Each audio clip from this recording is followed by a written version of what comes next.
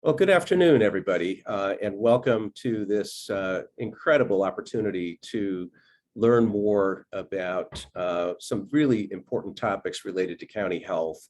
And we have a very distinguished panel for you today. We have some wonderful opening remarks from the chair of our County Board of Supervisors.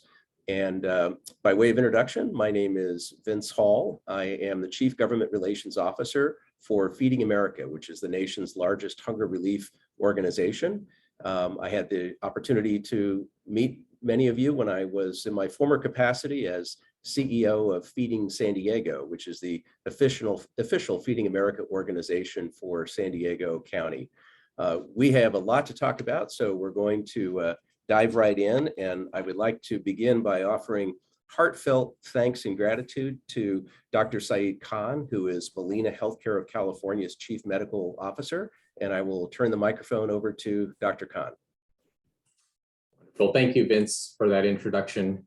Let me start off by also thanking all the guests for attending today for the very important discussion on social determinants of health and access to care against the backdrop of the pandemic, which we're all living through.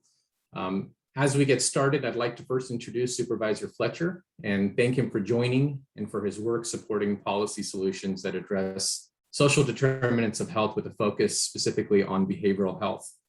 Chairman Fletcher has a lot of accomplishments for the county. I will go through a few of them if I can.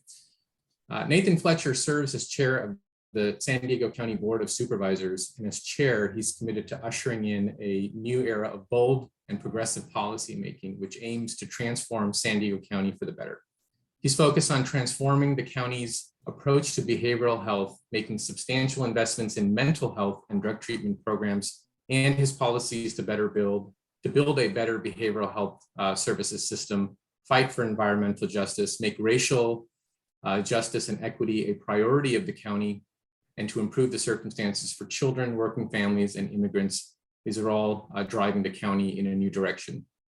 Behavioral health is Chair Fletcher's highest priority as a policymaker because it's at the intersection of mental health and drug treatment services.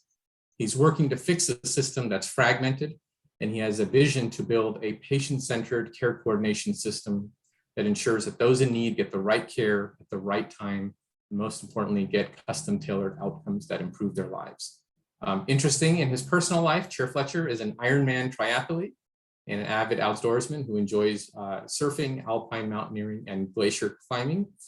He and his wife, Assemblywoman Lorena Gonzalez Fletcher, have 5 children, and they live in the City Heights community of San Diego, California, within the 4th Supervisorial District. So without further ado, I'd like to welcome Chair Fletcher for joining us today, and I'll turn it over to him for his comments.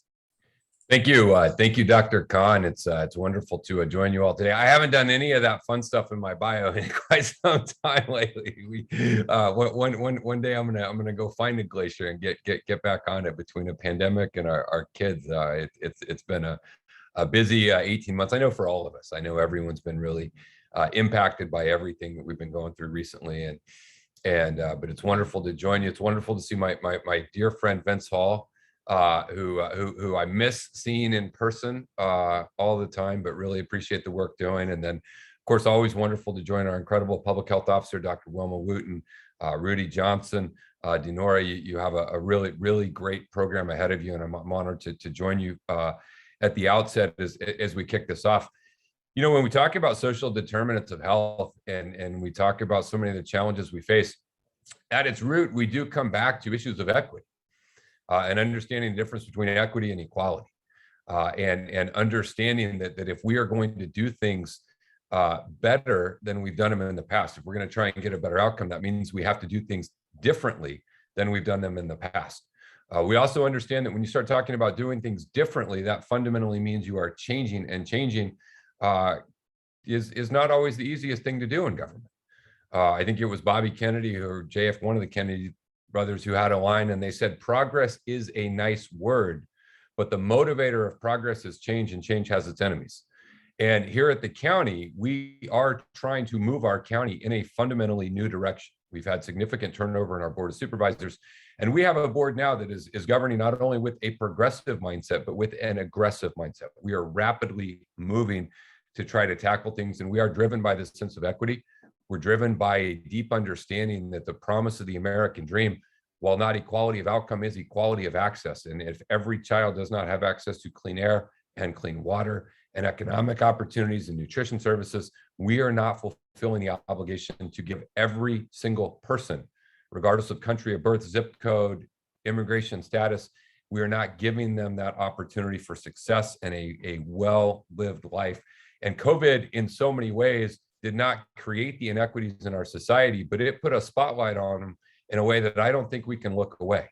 And what we cannot allow ourselves to do is come out of COVID, if we ever actually will get out of COVID, but we can't come out of it and then say, okay, that was great, let's move on to what's next. We cannot ignore what we saw with underlying health conditions, with the demographic disparities, the racial disparities, the inequities there that are part of a foundation going back to the original sin at the founding of our country. And so that means we have to do better, and we have to do it in a more intentional way. So what are we doing as a county?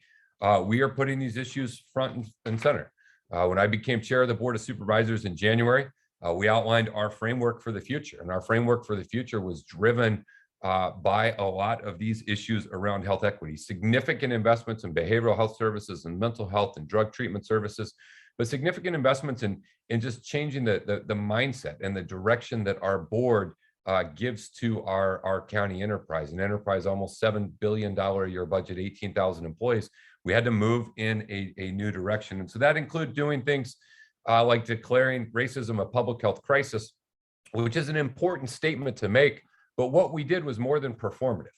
We actually talked about how we align that to our policies. We talked about adding an equity impact statement to every action we take to question ourselves, is what we're doing addressing those issues of equity? We talked about an annual equity assessment report where we will hold ourselves accountable to metrics to say, are we moving things in a positive direction? And we can talk about the inequities forever, and they're very real, and there's so many different statistics you can use. I represent a very diverse district. I have a 10-year disparity in life expectancy in a child born in one part of my district and a child born in another part of my district. Born today in the 4th supervisorial district in San Diego, a 10-year disparity in life expectancy. And that is not a function of geography, that is a function of race. We know that a Black baby is 3 times more likely to die during the first year of life. We know that a Black mother is 3 times more likely to die from birth-related complications than a white mother. I know that a Latino child in Barrio Logan is 8 times more likely to have asthma than a white child in La Jolla. And there's nothing in our promise as a country that says that one child gets air that is 8 times dirtier than another child. And those are the things that we have to move and tackle and try to go in a new direction. And so whether it was that, our creation of our office, the Office of Equity and Racial Justice, changing our county's value statement, missions and input, the economic equity impact statement, enhanced data collection capabilities to hold ourselves accountable, or our budgets, which budgets are a reflection of values. And the 3 largest increases, I believe, in the history of our county in health and human services have been the last 3 budgets we adopted, because we are moving our investment to match what we are saying to make sure we are doing it. And a lot of these things take time. When I leave you today, we're going to open a crisis stabilization unit in North County. We've got a multitude of those, but this is a project that we have been moving and working on. And some of these things take a little longer than we would like, but we are moving with the greatest sense of urgency that we possibly can. Throughout COVID, we worked really hard to try and immediately address the needs. We had a health equity task force, COVID task force, that wasn't just a meeting that people would tell us what they needed, and then we would go act on that. People would say, hey, these communities are concerned about this. Okay, well, let's move our testing. You know what, immigrant communities aren't comfortable getting tested. Well, then you know what, let's put the test inside the Catholic Church or inside the consulate. You know what, our immigrant communities don't want to get tested because they're not eligible for unemployment insurance. All right, well, let's provide direct cash payments equivalent to UI so no one has to choose between the health of their family and feeding their family. And so time and again, we are listening to folks in the community who are telling us where the investments need to happen, where we need to go, and how we do it. And I'm incredibly grateful for my colleagues on the board for supporting these efforts, supporting these investments and where we're moving. And I'm grateful for all of you who are part and parcel of the work that we do, because it does take all of us moving in a new direction. And we've got some exciting things on the horizon. Some things that are coming around that are changing. Obviously, the Cal-AIM re-procurement process can be a little unsettling at times, but there are some exciting opportunities that are in there. There are some things that are happening. And a part of this is going to be the state funding services like housing navigation, housing deposits, meals, medically tailored, environmental accessibility adaptations, sobering centers, respite care, personal care and home services, asthma remediation, a lot of things that have not been funded. And these are things that can directly help address the social determinants of health. And I think there's some opportunities there that can be truly game changing. And we're investing a lot of time with stakeholders down here in San Diego for what this process means for the 990,000 San Diego lives that are presently enrolled in Medi-Cal. And if we get that, and we get person-centered care coordination, and we get higher levels of community care, and we get our harm reduction programs moving, and we truly think differently about mental health and substance abuse, and we start tackling issues of air quality and water quality and these types of things, I believe that we can make significant progress as we move forward. But again, it is going to be hard. My team joke, we have a sign outside our door. It says we only do hard things, because all of these things that we're talking about doing are changing something that was put in place prior. And that requires us to be willing to have the courage to lean into some of these difficult issues. It also says you're never out of the fight. Sometimes you get beat back a little bit, then you get right back in and you move forward. And the last thing it says is fortune favors the bold. And if we want to significantly address the issues of equity and social determinants of health, we will all have to be bold. We'll have to move outside of our comfort zone. We'll have to be willing to question everything we do. Why do we do it that way? How might we do it better or different? And then really figure out as a community how we move forward on that path to a more perfect union. So I think discussions like today's are vitally important. And I commend everyone again for the work that's being done across so many sectors here at the county. We're trying to do our share, but we appreciate so much the broader community and what everyone else is doing in this commitment and effort. And I really appreciate you inviting me to join you for a few minutes here at the beginning. Wish you the very best on today's discussion and all the ongoing work. Wow. Chairman Fletcher, thank you so very much for that incredible and inspiring opening to this hour of important conversation. Today's webinar is being recorded. All the lines are muted, but participants, attendees are welcome to submit questions through the Q&A feature. If we have time at the end, we'll get to those, but everyone will get a response following in the days ahead if we don't get to it during the webinar itself. So with that, I want to invite Dr. Khan back into the conversation. And Dr. Khan, the mic is yours. Thank you so much, Vince. And I'll echo your comments. Thank you, Chair Fletcher, for such inspiring comments.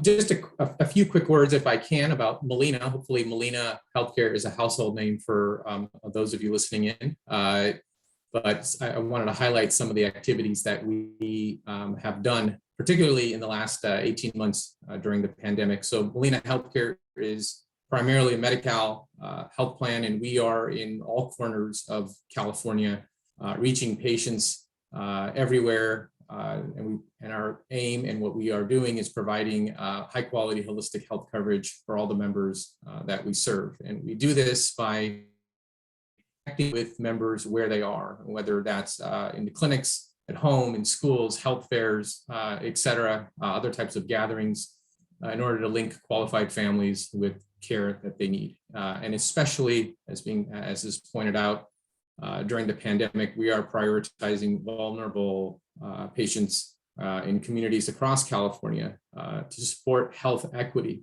And so how do we do that? We are focusing on preventative care, behavioral health services, and substance use treatment in order to bring better access to high quality care and to make it easier for people to get that care, for our members to get that care, because staying healthy and accessing care shouldn't be a chore. And last, we're taking innovative approaches. We're doing partnerships with community organizations and provider partners to make targeted programs to improve the lives of Californians throughout the state. So as we pivot into the panel discussion, I'd like to again highlight the obvious, that the pandemic not only amplified but magnified some of the inequities in California. And so I'm super excited today to hear from our panelists, who are true innovators and thought leaders and they're spearheading numerous efforts to make a difference in our communities. So today we're going to discuss the current state of affairs and steps that are being taken in partnership with both policymakers and healthcare organizations in the industry to address social determinants of health, with the goal specifically of reducing health inequities across the demographics. So Vince, with that, I'll turn it back to you. Thank you so much, Dr. Khan. Really appreciate the overview of MolinaCares and Molina Healthcare's activities in California, and particularly in San Diego County. That was really insightful. And I'm really honored to welcome the panelists who are going to be participating in the remainder of our session. Let me start by introducing Dr. Wilma Wooten, who is no stranger to any of us in San Diego or nationally for her leadership, particularly during these last 18 months or so. And Dr. Wooten is Public Health Officer and Director of Public Health Services for the County of San Diego Health and Human Services Agency, first assuming that role in 2007. She has steadfastly led the county through the COVID public health crisis and has stood firm in advocating for best practices to keep county residents safe. Also with us is Rudolph Johnson. He is president and CEO of San Diego's Neighborhood House Association, and I know he wants me to call him Rudy, but we really appreciate your leadership. Rudy, as a child, Mr. Johnson participated in NHA's federal Head Start program, and today he leads the organization that runs the Head Start program locally with great passion and vision, and he's transformed Neighborhood House Association into so much more than just one program. It's one of the nation's model human services agencies. Under his leadership, NHA has begun the operation of 5 new programs, including Geriatric Specialty Project InReach, the Homework Center, the San Diego County Black Infant Health Program, and the NHA College Academy. We're going to have a chance a little later to learn more about those programs. And then thirdly is Dinora Reyna Gutierrez, who's the Executive Director of the San Diego Organizing Project, a very valuable organization well known to all of us from San Diego. It's a network of 30 community organizing congregations across San Diego County and is one of the most diverse grassroots organizations in the region. The San Diego Organizing Project bridges racial, cultural, economic divides, unlocking the power of people to bring justice, equality, and greater opportunity to fruition in their communities. So to get us started, I would like to ask all 3 of our panelists to give an overview of COVID's disproportionate impact on vulnerable communities through the lens of their organization and the populations that they serve. And so, Dr. Wooten, if you could please go first and give us a macro view of the county of San Diego as a whole. Thank you. So I will start out by providing an overview of the demographics of San Diego. San Diego is a very diverse population, and the one thing to bring out in this diversity is that we are now a county that has a majority minority population. 45.9% of our population, which is approximately 1.5 million, are non-Hispanic white, leaving the remaining population being individuals of color. So we have 34.2% Hispanics, 11% Asian Pacific Islanders, 4.8% Blacks, 5.5% American Indian, Alaska Natives, and then 3.6% are in other races, which may be 2 or more races comprised. Now, when we talk about the impact of,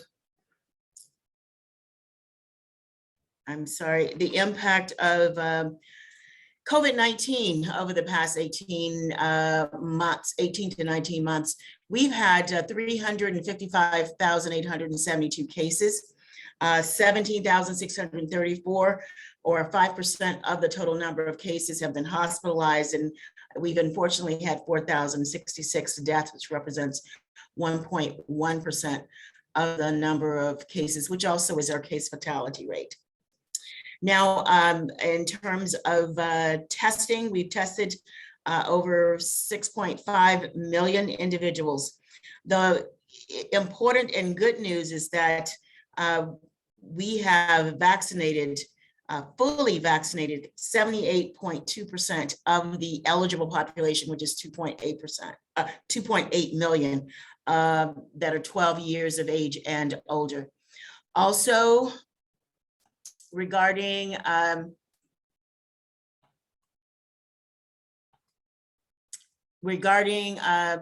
the risk in terms of cases and hospitalizations, approximately four times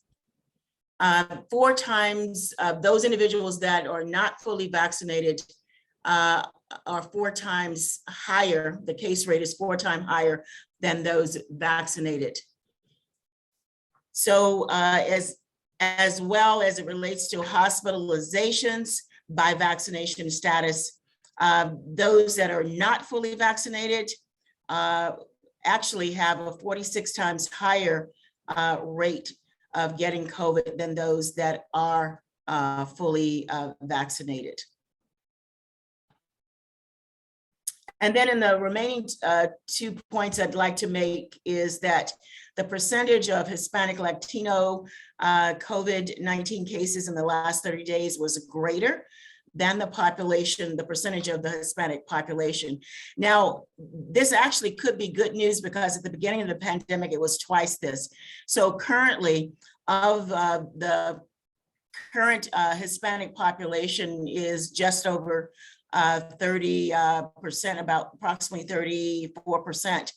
The actual number of percentage of individuals that were infected is 39%.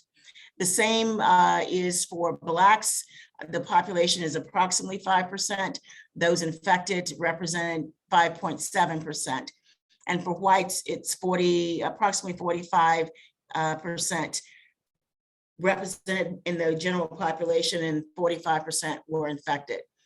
So, and then in the next comment, if we look at the rate cases, the lowest rate is in the multi-race, which that's the lowest, that group has the lowest rate of cases. But if we look at the Latino, they are 4.2 times the lowest rate, then Blacks are 3.9 times the lowest rate, and whites are about 3.5. So Latinos, Blacks, and whites have the highest rates currently of COVID-19 in our general population. So I'll stop there. Thanks. Well, thank you so much, Dr. Wooten, for that overview of the county as a whole. And next, we'd like to turn to Rudy Johnson to ask about the Neighborhood House Association's work and some of the biggest challenges they have faced responding to the needs of vulnerable San Diegans since the start of the pandemic, including connecting with hard-to-reach populations with various public health mandates in place preventing in-person gatherings. You said a mouthful, Vince. First of all, let me say thank you so much for being here. Thank you so much for including Neighborhood House Association as part of this dialogue. At the top of the presentation, Vince, you mentioned that I'm not just the president and CEO, I'm also a former client. That means I lead with cultural competency and I lead with my heart as I'm providing my professional skill set on the job. We serve under a continuum of care model here at the Neighborhood House Association. Top of the model, services to pregnant women, Black infant health. You heard the supervisor talk about we're losing African-American babies daily in this world. Our goal is to case manage those moms, healthy deliveries, bring those children into the world. We enroll them in our Head Start programs. We're building a charter school bridge. We have a homework center. We have a college prep program. 20 years from now, those kids we're bringing into the world today, we're going to hire them in our workforce here at the Neighborhood House Association. That is our vision, and that is happening as we speak. However, we know we have to wrap around the entire family as we're moving through that continuum of care, because the families that we serve here in San Diego are some of the most hard to reach families in these hard to reach communities, and they're the most vulnerable families when it comes to, social determinants that really make up these health disparities, right? We're talking about food insecurities, housing, employment, transportation, health literacy. These are the individuals we're serving every single day. So if we can start to manage that in terms of those social determinants, we'll have better outcomes in the future.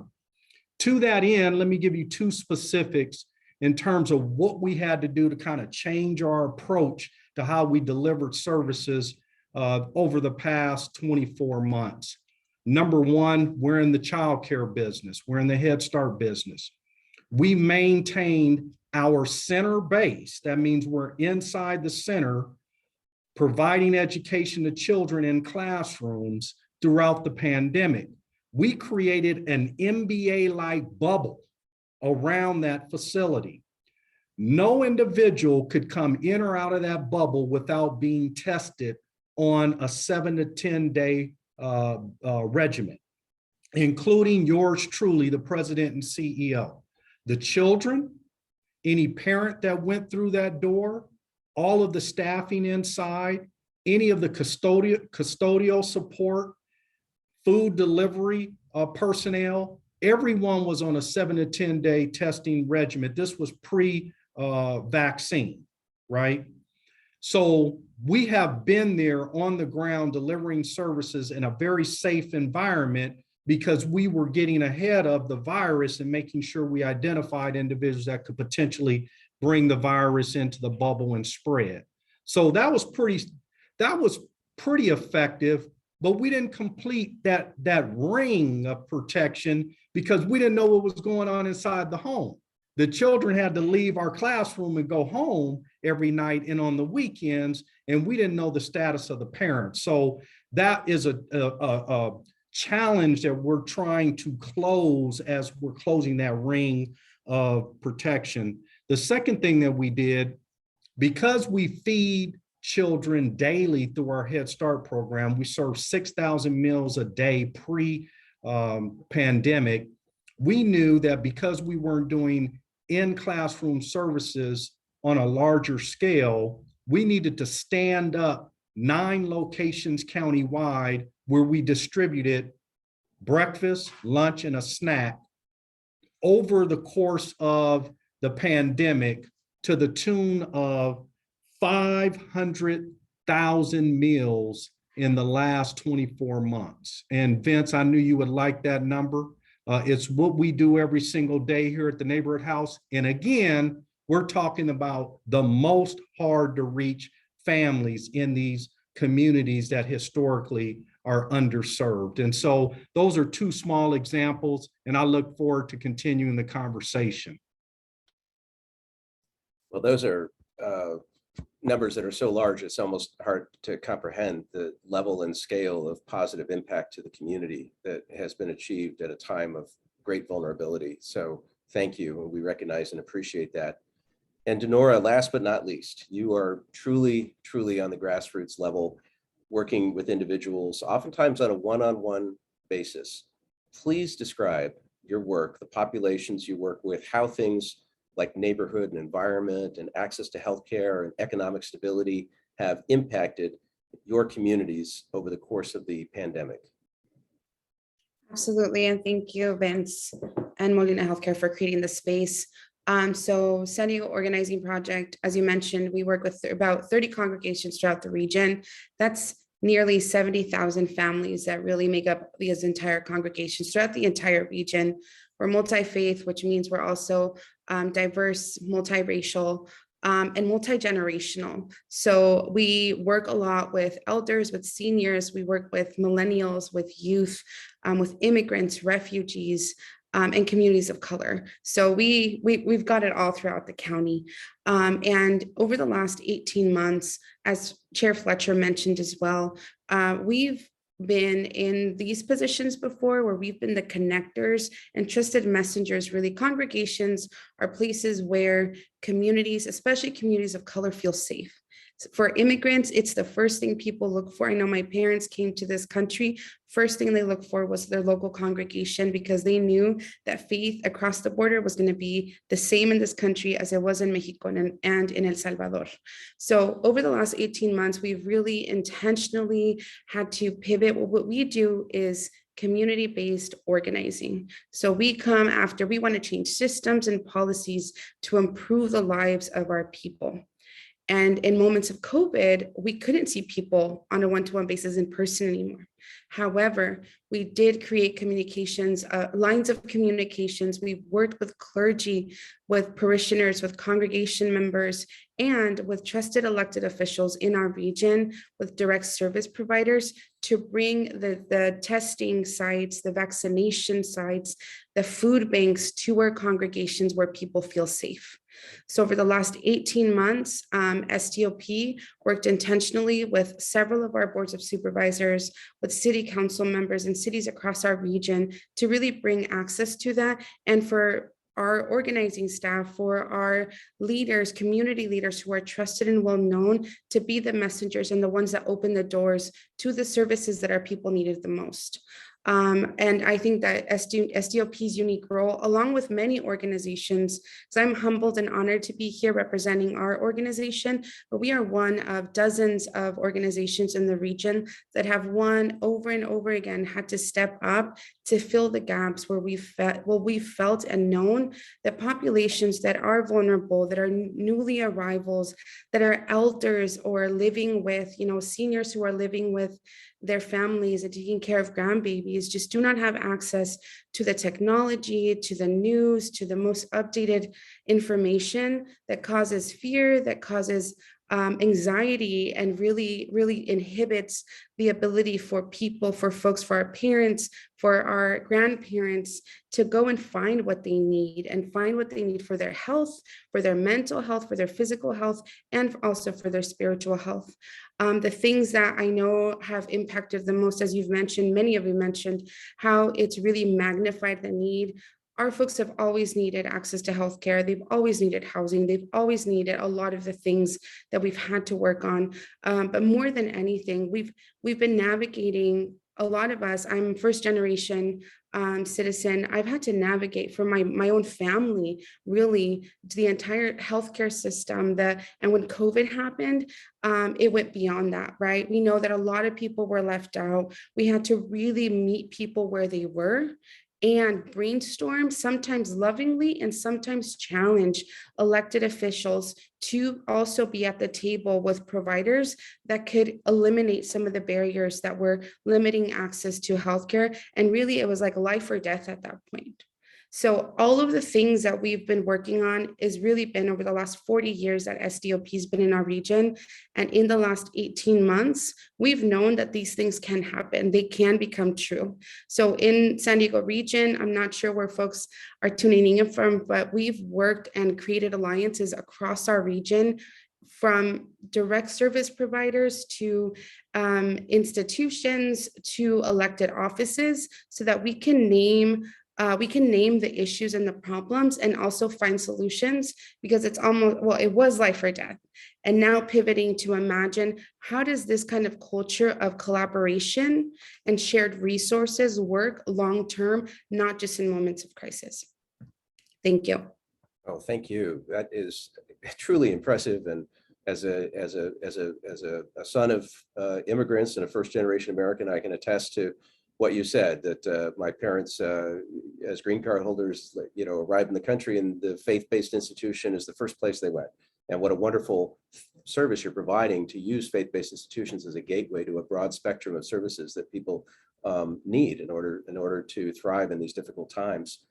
Well, we've reflected back on the last 18 months, but I also want to respect this as a transition moment and a pivot point, and ask the three of you to think ahead and to what you're doing new and what you're doing different in the months ahead, to address health disparities and inequities, and talk about what's happening today to address some of the systemic health disparities that were magnified during the pandemic, but were there already. And certainly Supervisor Fletcher, Chair Fletcher, outlined in a very deep way some of those. So Dr. Wooten, if you don't mind, I'd like to come back to you to start this off with a discussion of county initiatives and programs. Well, thank you so much. I just want to start by saying that public health services or local health department is no stranger to addressing health disparity. It actually was one of my first tasks assigned to me by Dr. George Flores when I was a deputy health officer in 2001. And as our health department has applied for public health accreditation, that has been a central core feature of how we do business. And now the 10 essential services of public health, which is a national wide framework for public health departments, has at its core health equity or health disparities. So as we applied for a public health accreditation, we developed a health equity plan in 2015, and we are about to next month issue the follow-up to that 5-year plan. And then in response to COVID-19 specifically, as a requirement from the state, we also developed a health equity response strategy for COVID-19. And that became a part of the overall health equity plan that we've developed. But at the state level, the health equity focus was the metric to use was developed by the Healthy Places Index, developed by Public Health Institute. And it is a combination of 25 community characteristics across 5 areas, but focusing on those root causes of social determinants of health. And so the primary metric that we have followed for COVID-19 is related to testing and vaccinations. But we have been looking at all services provided during COVID-19 to look at those health equity quartiles. And the first quartile is the least healthy quartile. So we have looked at all services across that quartile. If we look at the percentage of fully vaccinated populations in San Diego County, it is greater than that in California. And I think I alluded to that earlier. Overall, we have vaccinated 78% of our population, the eligible population being fully vaccinated. But when it comes to that, the first quartile, the least healthy quartile, we've vaccinated 72.6% of that population, which is only second to the, it is actually the least behind all of the other quartiles. The first quartile or the fourth quartile of the most healthy is at 83%. Then the third is at 67, and the fourth is at 69%. So we have done a great job in vaccinating that first quartile, which is the least healthy quartile. And Chairman Fletcher alluded to the fact that we've created the Office of Equity and Racial Justice, and that particular office is focused on looking internally at the county's operations, but working in collaboration with community partners and the county departments to design bold policies and practices to address equity. Thank you. Thank you very much, Dr. Wooten. Rudy, same question to you, please. Thank you, Vince. Whenever I fly in an airplane, I'm always reminded of the statement that the crew makes, you know, before you can help anyone else, you need to put on your mask first, right?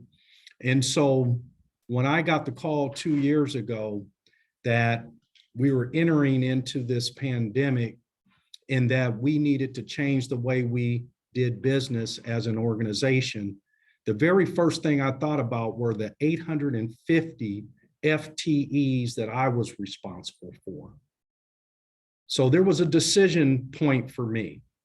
Am I going to fight to protect these full-time jobs that come with, oh, by the way, healthcare benefits, so these individuals can continue to provide for their families and self and have the healthcare protection they may need in the teeth of this pandemic when someone could get infected and need treatment.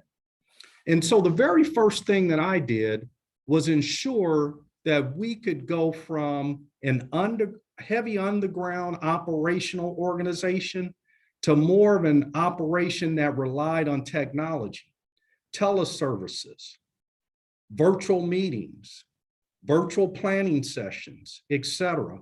We protected 95% of our payroll through the pandemic, 95% for 850 San Diegans, which amounted to a payroll of $40 million a year.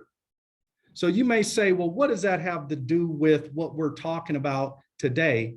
You know, we talked about the essentials of the social determinants that really make up these health disparities in employment, in job security, right, is number one.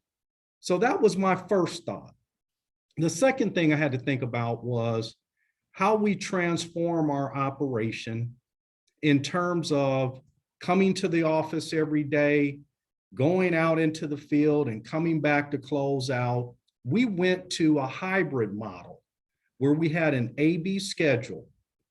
There was a team that came in on Monday and Wednesdays. There was a team that came in on Tuesdays and Thursdays. We did deep cleaning every Friday. We ensured we had the PPE equipment at every one of our locations. We operate out of 70 locations countywide. We have to maintain our PPE equipment and supply. And then the third thing that I had to kind of transform in terms of my thinking as the president and CEO was once the vaccine became available, I needed to account for those employees that were going to go out and voluntarily receive the vaccine and those employees that may be on the fence. And then I'm talking about a policy right now with my board around, are we going to mandate, you know, vaccines for individuals that are coming into the office? Or are we going to allow weekly testing for individuals that exempt out or have some other personal reasons why they don't want to readily take the vaccine? And you're talking about a workforce of 850 individuals. So we're more than a mission-driven organization. There is a business that we have to run that really has to account for real people that come out of city council districts like 4, 8, 9, those hard to reach places that we talked about at the top of the program. So that's what we're dealing with, and that's what we're planning for in the future. Oh, thank you so much for that, Rudy. Very impressive. And I had no idea that you were operating out of 70 facilities. That's some complicated logistics. You talked eloquently about the value of sustaining employment and job opportunities for the community. Another important issue is the issue of housing. And Dinora, if you don't mind me asking you a housing specific question, housing insecurity has skyrocketed over the last 2 years. And September 30th, which is today, we are seeing the expiration of California's eviction moratorium. How is your organization working to respond to the intense need for affordable housing in our community? Thanks, Vince.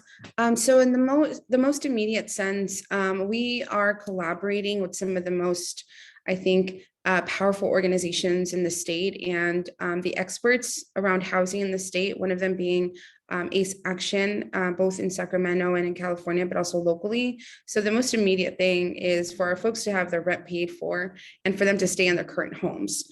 So rental assistance programs have been created in the state and in our local cities and counties.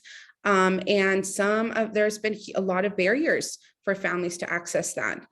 We know that a lot of our undocumented populations, but also young people, millennials, essential workers have to find housing in creative ways. So they're renting a room or a garage or a sofa, and that doesn't always fall under the guidelines or criteria of some of these assistance programs. So we're going to be working and continue to work directly and collaborate with our local offices and cities who are providing that rental assistance so that we can also brainstorm and imagine how do we remove some of these barriers and ensure that in the most immediate sense, our folks don't end up either unsheltered or leaving California as the last resort. So that is in the most immediate sense, I think, and Chair Fletcher referred to it earlier, we have to be much more courageous and bold about the policy and how we talk and think about housing opportunities in California. I know that now imagining what home ownership looks like is not the same as it was decades ago, or even for my own parents. There's one thing that Supervisor Nora Vargas shared with SDOP leaders recently is that we do need access and the building of more affordable housing throughout the county and the state, but we need to talk about economic stability. Like, what are the barriers in our economic gaps in our state that are really now creating an unimaginable way, like obstacles for young people or even like current folks, essential workers, to imagine how they can stay, live, and thrive in California. So we need far more imaginative and bold policymaking. We need to make much more courageous moves and really invest in equitable housing opportunities for all people in California. And I just want to mention, Berlin, just yesterday, most of us probably read this article that they're taking properties from big landlords and corporations and creating housing opportunity for their people, maybe used as a template in Europe. Like, that's the kind of imaginative, bold decision-making that we need, that quite frankly, I think we have the data to show that there is racial inequity that connects to housing, that connects to health disparities, but also what are our people in power in our state and in our governments really willing to do, and how much of that are they going to prioritize people over the profiting, and also what's the balance in economic stability where we are still thriving as an economy, but also that we're not losing people and people dying because of the inability to access housing. Well, thank you very much for that, Dinora's really incredible answer with a lot of detail and vision. And we're going to shift topics because we've talked a little bit about employment. We've talked about the issue of housing, but let's bring it back to healthcare. And I'd like to bring Dr. Khan back into the conversation because, California of note expanded its open enrollment period until the end of the year, but access to coverage is not the same thing as access to care. And so, Dr. Khan, what is the key to ensuring that Californians utilize the extended enrollment period to secure coverage? But equally important, what other considerations should be made to ensure that that access to coverage actually translates into high quality healthcare? Yeah, it's a wonderful question, Vince. Thank you. And some of the panelists have mentioned specific words like, providing healthcare coverage through insurance as through employers. There's all of us on this call today perhaps understand how to get healthcare coverage, but there's a lot of Californians that don't. So, expansion of open enrollment is great, but if that message doesn't reach individuals and individuals who may not have access to social media or don't have access to understanding what that means, because it is complicated, it's not going to translate into more Californians having healthcare coverage. So I think we need a lot more penetration into providing information and actually, to some extent, hand-holding individuals on how to get coverage in a safe environment where they are, so that they feel that they can get that coverage and that it's available to them, and generally with little to no out-of-pocket expense for them. And then secondly, equally as important point is simply having healthcare coverage or insurance doesn't translate into actually access. And we saw that, that's been happening even prior to the pandemic, but we saw it get heightened during the pandemic. Something as simple as clinics were shuttering. They were closing down. They were not able to see members.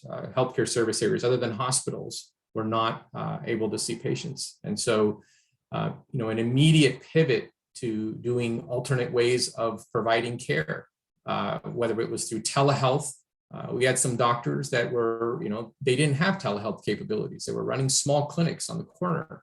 They could use their cell phone with a video camera in order to provide care.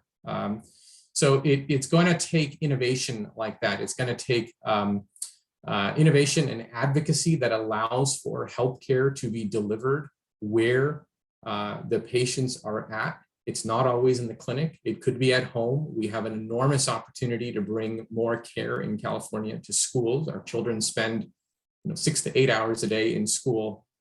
It's a prime opportunity to bring preventative services to them. And then lastly, it's about ensuring that payment mechanisms and reform is there so that the providers who are passionate about serving Californians for their healthcare can do so easily without being mired in challenges. Can I do this? Can I not do this based on regulation? Thank you very much, Dr. Khan. And Dr. Wooten, if I can ask you to sort of follow on Dr. Khan's comments, how can healthcare plans and providers work with the county to overcome some of the barriers discussed in this panel, whether it's coverage, access to providers, or other social determinants of health that impact equity? Well, thank you. I think before answering that, I want to just go back to putting a spotlight on the social determinants of health, which is a broad list of conditions like education, income, genetics, race, ethnicity, social status, social support networks, physical environments, and even gender. And we have to make changes in these conditions where people are born, where they grow, where they live, work, and age. San Diego County, or the County of San Diego, has had a long, fruitful relationship with Healthy San Diego, which involves partnerships between county staff, various departments, most within public health department, behavioral health, as well as the health plans, of which Molina is one of the 7 in San Diego, our consumers and professionals, and then even our state organization. I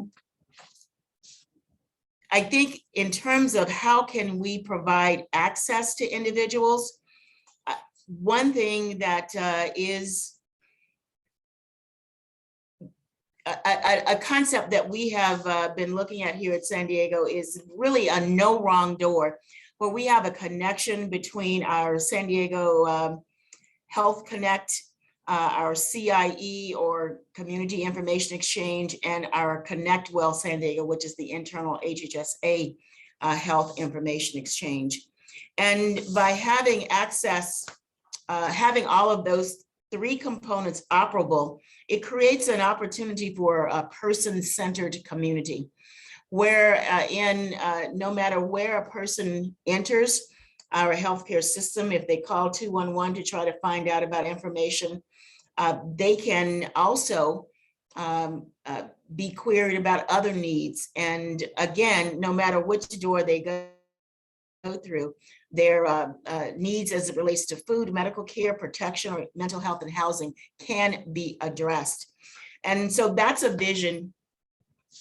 We have been working towards those efforts. We have the 3 components in place, but interfacing and the interconnectivity is the next goal to ensure that we can achieve that true whole person-centered care for individuals in our community, no matter which health equity quartile that they reside in, that we have this access for all. Thank you. Well, thank you so much, Dr. Wooten. Rudy Johnson, when I introduced you at the beginning, I named 5 programs, but I didn't take any time to describe what those programs are. So as we're approaching the top of the hour, I don't want to escape an opportunity to have you just fill in the blanks and let us know what those titles refer to when translated into services to the community. Well, thank you, Vince, and I'll be brief. I know we're getting short on time. We spoke a little bit about Black infant health, and I think that's self-explanatory. Dr. Wooten, as well as Supervisor, talked about how we're losing, African-American children at a disproportionate rate at birth, and we are making a difference here in San Diego to kind of reverse that tide and case manage mothers and families, right? Let's talk a little bit about our homework center right at 41st Street. For those of you that don't know where 41st Street is in San Diego, never been to 41st Street, it's by Ocean View Park, Jackie Robinson YMCA, those are other landmarks. And this is an area that historically has been deprived of any type of educational facility that is free to all comers, state-of-the-art technology. We have about 25 students that come there after school and do their homework with tutors on site. And then we have a college prep program in conjunction with Reality Changers aimed at 11th graders in that Southeast San Diego area in particularly. And then we have summer youth programs where we hire 18 to 22-year-olds inside of our organization and actually put them to work and pay them. They gain experience, they build their resume. So when they finish college, they're not at a competitive disadvantage. They're able to parlay that experience and that background to be more competitive in an interview. And all of that is leading towards landing those youngsters back with the Neighborhood House Association because we invested time and money in them at the age of 2 to 3 years old. And if they can't come to work for us, we want to win against other cities like DC, Atlanta, Houston, that are stealing the children that grow up in our communities that we serve every day because they feel like they have more of a competitive advantage to leave San Diego. My job as the president and CEO is to convince them once they finish school to come back home and go to work doing good right here in San Diego. That's a truly inspiring vision. And obviously, we don't want the economy of San Diego to be an incubator for other communities' success. We are investing in our Youth through Neighborhood House Association to have resonant success for generations to come in our own community. That's really, really inspiring. You know, we're getting so close to the top of the hour, and I don't want to miss the opportunity to invite and thank Dr. Khan once again for his leadership and the leadership of Molina Healthcare of California and MolinaCares to thank you for organizing this, for giving our community an opportunity to hear these voices. And Dr. Khan, I will invite you back to have the last word. Thank you so much. Thank you, Vince. Again, I'd like to thank all the panelists for participating today. Truly inspiring the work that you're doing and in San Diego. Thank you, Vince, for moderating. Thank you, Chairman Fletcher. And thank you to the audience for tuning in today. If you'd like to learn a little bit more about Molina's work, particularly in San Diego with Molina Accords, please visit MolinaCares.com. It's Molina-Cares.com. Thank you again, and I wish everyone a pleasant rest of the day. Back to you, Vince. Well, thank you. And I will remind all the attendees that today's session was recorded. If you're registered for the event, you will receive a link to the recording. If you think for any reason that your email address is not with us, please respond to one of the invitations to give us that information. We will share the recording with you. If you asked questions today in the Q&A that didn't get answered, we'll make an effort to make sure that those questions get answered in the hours and days ahead. We'd like to thank everybody for attending today's session. And again, thank you to Molina Healthcare of California and MolinaCares for caring about San Diego and investing time and resources to make this communication, this conversation, this collaboration possible. We wish everyone a great day. Thank you. Thank you. Thank you. Bye.